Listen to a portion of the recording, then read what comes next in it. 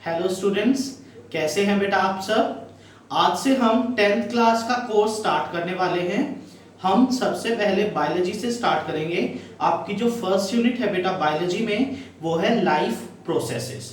ठीक है, जो बायोलॉजी सब्जेक्ट है वो खुद ही बेटा आपका दो वर्ड से बन के मिला हुआ है। जो फर्स्ट वर्ड है बेटा बायो, उसका मतलब होता है लिविंग। सेकेंड वर्ड है लॉजी, लॉजी का मतलब होता है स्टडी। तो बायोलॉजी जो है ये साइंस का वो पार्ट है जिसके अंदर हम लिविंग ऑर्गेनिजम्स की स्टडी करते हैं। ठीक है, बहुत ही जूनियर क्लासेस से आप एक बहुत कॉमन क्वेश्चन सुनते आ रहे होंगे कि लिविंग ऑर्गेनिज्म और नॉन लिविंग ऑर्गेनिज्म में क्या डिफरेंसेस होते हैं। मतलब आप किन फैक्टर्स को कंसीडर करोगे कि ये पर्टिकुलर ऑर्गेनिज्म लिविंग है एंड ये नॉन लिविंग है। तो जनरली जब हम छोटे बच्चे थे तो हम यही बोलते थे वो पैदल चल सकता है, वो बोल सकता है, इसीलिए वो लिविंग है। जो नहीं चल सकते, नहीं बोल सकते, मूवमेंट नहीं करते हैं, ग्रोथ करते हैं, वो सारे के सारे लिविंग होते हैं। जो अपनी जगह पर बैठे रहते हैं, जिनके अंदर कोई चेंज नहीं आता, वो नॉन लिविंग होते हैं। लेकिन अब हमें इसी क्वेश्चन को डीपली स्टडी करना है बेटा। मैं आपसे एक क्वेश्चन पूछता हूं, ठीक है, थोड़ा ध्यान से सुनिएगा। एक ऑर्गेनिज्म है, मान लो हम ही हैं, हम लिविंग ऑर्गेनिज्म हैं। मैं अभी जैसे मूवमेंट कर रहा हूं तो हम बोलते हैं कि जो मूवमेंट कर सकते हैं वो लिविंग है। ठीक है, तो क्या अगर मैं सो रहा हूं, जिस टाइम पर मैं बिल्कुल ही कोई मूवमेंट नहीं कर रहा, तो क्या मैं उस टाइम पर नॉन लिविंग बन जाऊंगा? क्या ऐसा है? नहीं है, नहीं है ना। अगर मैं 2 घंटे के लिए बिल्कुल बोलना बंद कर दूं, ठीक है, बिल्कुल चलना भी बंद कर दूं, बोलना भी बंद कर दूं, तो क्या मैं नॉन लिविंग बन जाऊंगा? ऐसा भी नहीं है। तो आपके दिमाग में फिर एक क्वेश्चन स्ट्राइक कर रहा होगा, ये तो बहुत कॉमन फैक्टर्स थे जो हम सोचते थे, लेकिन इन सब को तो हम नहीं मान सकते कि कोई लिविंग है या नॉन लिविंग है, राइट। तो ये जो चैप्टर है बेटा आपका लाइफ प्रोसेसेस, ये इसी चीज के साथ डील कर रहा है कि जो भी लिविंग ऑर्गेनिजम्स होते हैं उनके अंदर कुछ बेसिक प्रोसेसेस चलते हैं। अगर किसी ऑर्गेनिज्म में वो प्रोसेसेस चल रहे हैं तो ही वो ऑर्गेनिज्म लिविंग बोला जाता है, अदरवाइज वो ऑर्गेनिज्म नॉन लिविंग होता है। ठीक है, तो उन्हीं प्रोसेसेस को हम इस चैप्टर में डील करेंगे। आपका जो फर्स्ट चैप्टर है, फर्स्ट टॉपिक है या फर्स्ट प्रोसेस है, देखो बेटा एक वर्ड है प्रोसेस। प्रोसेस का मतलब होता है जिस भी चीज के आपके 2 से ज्यादा कंपोनेंट्स होते हैं। ठीक है, जैसे अगर हम बोलते हैं भाई आपका सर्कुलेटरी सिस्टम है या रेस्पिरेटरी सिस्टम है, ठीक है, तो उनमें हमारे अलग अलग जो पार्ट्स हैं हमारी बॉडी के, जो डिफरेंट ऑर्गन्स हैं, वो एक साथ अपना अपना फंक्शन करते हैं, इसीलिए उसको रेस्पिरेटरी सिस्टम या प्रोसेस बोला जाता है। ठीक है, क्लियर है।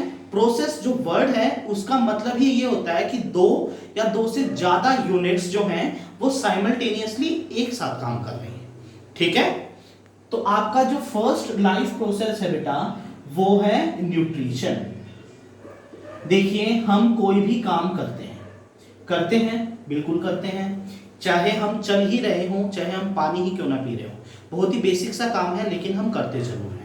तो जो भी हम काम करते हैं बेटा, उस काम को करने के लिए हमें एनर्जी की रिक्वायरमेंट होती है। ठीक है, हम जो बेबी होता है वो बिल्कुल छोटा सा पैदा होता है, लेकिन वक्त के साथ साथ वो कोई 5.5 फीट का होता है, कोई 6 फीट का हो जाता है ना। तो जो बॉडी की साइज में ग्रोथ होती है वो किसकी वजह से होती है? वो सेल डिवीजन की वजह से होती है। लेकिन जो ये डिवीजन मतलब जो आपकी ग्रोथ हो रही है उसको होने के लिए भी एनर्जी की रिक्वायरमेंट होती है, सभी को पता है ये बात। तो जो बेटा ये एनर्जी है ये बॉडी में अपने आप तो बनती नहीं है, कोई हमें बाहर से चीज चाहिए जो हमें एनर्जी प्रोवाइड करे, राइट। तो वही एनर्जी का जो सोर्स होता है बेटा उसको हम बोलते हैं फूड, जो हम खाना खाते हैं। ठीक है, एंड इसी फूड लेने के प्रोसेस को हम न्यूट्रिशन बोलते हैं। कुछ ऑर्गेनिजम्स ऐसे होते हैं जो डायरेक्टली प्लांट्स को खाते हैं या प्लांट के प्रोडक्ट्स को खाते हैं, राइट। कुछ एनिमल्स को भी खाते हैं तो कुछ दोनों को खाते हैं। ठीक है। तो उनकी फीडिंग हैबिट्स के हिसाब से हम उनको क्या बोल देते हैं, जो सिर्फ प्लांट्स को खाते हैं वो हर्बीवोर्स होते हैं, जो सिर्फ एनिमल्स को खाते हैं वो कार्निवोर्स होते हैं, एंड जो दोनों को खाते हैं जैसे ह्यूमंस हैं तो वो ओमनिवोर्स होते हैं। ठीक है, आई होप ये आपको पता था, है ना। तो आपका जो फर्स्ट प्रोसेस है वो है न्यूट्रिशन। इसके अंदर हम ये देखेंगे बेटा कि हम एनर्जी किस फॉर्म में अपनी एनवायरनमेंट से ले सकते हैं।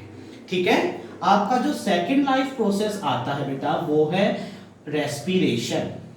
अभी जो हमने खाना खाया है, ठीक है, हमारी बॉडी के जो डिफरेंट ऑर्गन्स प्रेजेंट हैं उन सभी का स्ट्रक्चर जो है वो सेम नहीं है। कुछ का स्ट्रक्चर बड़ा है तो कुछ का स्ट्रक्चर छोटा है ना। तो हमें जो एनर्जी वर्ड हम यूज कर रहे हैं उस एनर्जी की एक कॉमन फॉर्म चाहिए जिसको हमारी बॉडी के सारे ऑर्गन्स यूज कर सके।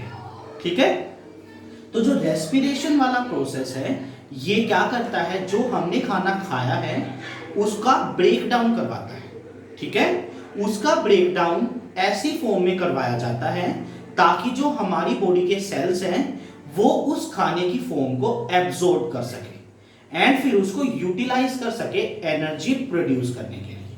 ठीक है, क्योंकि अगर एनर्जी प्रोड्यूस होगी तो ही हम कोई काम कर पाएंगे वरना नहीं कर पाएंगे। ठीक है, थर्ड है बेटा आपका प्रोसेस सर्कुलेशन का।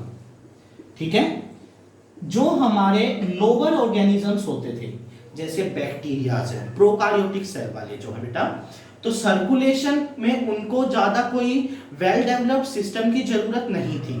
डायरेक्टली डिफ्यूजन के थ्रू उनकी बॉडी में ट्रांसपोर्ट हो जाता था सब्सटेंसेस का, है ना। जो भी चीजें उनको चाहिए है डिफ्यूजन के थ्रू हो जाता था, क्योंकि एक ही सेल है उनके पास एंड वही सेल ये सारे फंक्शंस कर रहा है। लेकिन जो बड़े ऑर्गेनिजम्स हैं, एनिमल्स हैं, हम हैं ह्यूमंस, ठीक है, तो उनको एक बहुत अच्छा मैकेनिज्म चाहिए है ताकि जो डिफरेंट मटेरियल्स आपके बन रहे हैं बॉडी के अंदर वो एक जगह से दूसरी जगह पर ट्रांसपोर्ट हो सके। ठीक है, अभी हमें अगर किसी की चीज की जरूरत होती है तो हम खरीद के लेकर आते हैं, तो हमें ट्रांसपोर्ट तो होना पड़ता है ना। हर चीज हमें घर पर तो नहीं मिल सकती। हम शॉप पर जाते हैं, ग्रोसरी स्टोर पर जाते हैं, फार्मेसी पर जाते हैं, तभी हम कोई चीज लेकर आते हैं, है ना। तो हम ट्रांसपोर्ट का यूज करते हैं ना।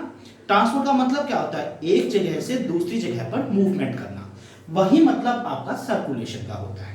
तो जो हमारे हायर ऑर्गेनिजम्स है बेटा उनके अंदर सर्कुलेशन एक बहुत ही इंपॉर्टेंट प्रोसेस है एंड इंपॉर्टेंट सर्कुलेटरी सिस्टम जो है सबसे मेन सिस्टम है। क्यों? क्योंकि जो भी सब्सटेंसेस सेल्स के अंदर बन रहे हैं उनकी मूवमेंट भी हमें करवानी जरूरी है। अगर वो अपने टारगेट साइट पर ही नहीं पहुंचेंगे, टारगेट साइट का मतलब है जहां पर उस पर्टिकुलर प्रोडक्ट की जरूरत है, अगर वो वहां तक पहुंचे ही नहीं तो काम कैसे होगा। ठीक है, समझे। तो थर्ड सिस्टम है आपका सर्कुलेशन एंड फोर्थ सिस्टम आता है आपका बेटा एक्सक्रीशन, या फोर्थ प्रोसेस जो है वो है एक्सक्रीशन। अभी मैंने बोला कि रेस्पिरेशन के अंदर बहुत सारी केमिकल रिएक्शंस होती हैं, ठीक है, जिससे कि फूड का ब्रेक डाउन होता है। ठीक है, तो जो केमिकल रिएक्शंस होती हैं वो हमेशा ही जो हमें प्रोडक्ट चाहिए है सिर्फ उसी को नहीं बनाती, उस मेन प्रोडक्ट के साथ साथ कुछ एडिशनल प्रोडक्ट्स भी रिलीज होते हैं। ठीक है, एंड वो जो एडिशनल प्रोडक्ट्स होते हैं बेटा वो हमारे शरीर के लिए बिल्कुल भी अच्छे नहीं होते। ठीक है, तो अगर कोई चीज शरीर के लिए अच्छी है ही नहीं तो उसको शरीर के अंदर हम रख भी नहीं सकते, नहीं तो वो जहर बन जाती है, ऐसा सुना होगा आपने। इसीलिए हमारा एक्सक्रीशन का प्रोसेस होता है, मतलब एक्सक्रीटरी सिस्टम होता है हमारा, ठीक है, जिसके अंदर जो भी हमारे अनडाइजेस्टेड फूड मटेरियल हो या फिर लिक्विड फॉर्म में जितना भी हमारे वेस्ट प्रोडक्ट्स हैं हम उनको बॉडी से रिलीज करते हैं। ठीक है, एक बार मैं रिपीट करता हूं, न्यूट्रिशन जो है उसमें हम फूड का इनटेक करते हैं, जो भी ऐसा चीज है जो हमें एनर्जी प्रोवाइड करती है उसको हम फूड बोल रहे हैं और वो हमारी एनर्जी का सोर्स है, उसके लिए न्यूट्रिशन कर रहे हैं। ठीक है, जब हम उसी फूड का ब्रेक डाउन करवाते हैं ताकि एनर्जी प्रोड्यूस हो सके तो उस प्रोसेस को हम रेस्पिरेशन बोलते हैं। ठीक है, अब जो एनर्जी प्रोड्यूस करने के लिए जो ब्रेकडाउन हुआ है, फिर हमारे सेल्स अपनी एक्टिविटीज करेंगे, नए नए प्रोडक्ट्स को बनाएंगे ताकि हमारे सेलुलर एक्टिविटीज चलती रहे। ठीक है, तो जो भी हमारे सेल के अंदर प्रोडक्ट्स बन रहे हैं उनकी ट्रांसपोर्टेशन के लिए हमारा सर्कुलेटरी सिस्टम है ताकि वो अपनी प्रॉपर जगह पर जाकर काम कर सके। ठीक है, सारी केमिकल रिएक्शंस होने के बाद जो भी बचा हुआ सामान है, जो भी बचे हुए मटेरियल हैं जिनकी बॉडी को बिल्कुल भी जरूरत नहीं है, उनको बॉडी से बाहर रिलीज कर दिया जाता है in the form of faeces और in the form of urine और in the form of sweat. ठीक है, जो वर्ड फीसेस मैंने यूज किया है वो हमारे डाइजेस्टिव सिस्टम का अनडाइजेस्टेड फूड मटेरियल होता है। ठीक है, जो यूरिन वर्ड है वो हमारे लिक्विड फॉर्म में बॉडी से रिलीज होने वाले वेस्ट प्रोडक्ट्स हैं। एंड स्वेट पसीना है, जो नॉर्मली अभी समर्स चल रहे हैं तो बहुत पसीना आता है, अगर हम बाहर जाएं तो वो भी हमारी बॉडी का टेम्परेचर मेंटेन करने के लिए, होम्योस्टेसिस मेंटेन करने के लिए हमें पसीना आता है। ये आपको पता है। देखो अभी जैसे गर्मियां चल रही हैं तो हमारी बॉडी का टेम्परेचर थोड़ा सा ज्यादा होता है। ठीक है, तो क्या होता है, हमारी बॉडी एडेप्टेशन शो करती है, पसीना आता है हमें। ठीक है, तो पसीने से क्या होगा, अब पसीना हमारी स्किन की बाहर की सरफेस पर आता है ना, तो वो एनवायरनमेंट के कांटेक्ट में आने से इवेपोरेट हो जाएगा। ठीक है, इवेपोरेशन होने से क्या होगा, इवेपोरेशन का आफ्टर इफेक्ट कूलिंग होता है, तो हमारी जो स्किन का सरफेस है वो कूल डाउन हो जाएगा, हमारी बॉडी का टेम्परेचर नीचे आ जाएगा, अपना जो नॉर्मल लेवल होता है वहां पर सेट रहेगा। एंड नॉर्मल टेम्परेचर बॉडी का कितना होता है, कितने बच्चों के दिमाग में 37 डिग्रीज आया, 37 डिग्री सेल्सियस हमारी बॉडी का नॉर्मल टेम्परेचर होता है। ठीक है, तो बेटा हम ये 4 प्रोसेसेस करेंगे इस पूरी यूनिट के अंदर। हमें बिल्कुल बेसिक से स्टार्ट करना है। पहले हम इन्हीं प्रोसेसेस को प्लांट्स में देखेंगे, फिर हम एनिमल्स में देखेंगे। एनिमल्स में स्पेशली हमें ह्यूमंस में देखना है। बहुत ज्यादा इंटरेस्टिंग चैप्टर है, फॉलो अप में रहिएगा, आपको डेली वीडियोस मिलने वाली हैं, आप डेली की डेली देखेंगे, आपको ये चैप्टर पूरा का पूरा आ भी जाएगा एंड आपको पता भी नहीं चलेगा। ठीक है, I would appreciate all your feedbacks. अगर आपको कोई भी चीज समझ नहीं आती है तो प्लीज कमेंट बॉक्स में जाइए एंड मुझे बताइए कि हमको ये वाला स्टेप समझ नहीं आया, ताकि मैं उसको करेक्ट कर सकूं। ऑलराइट।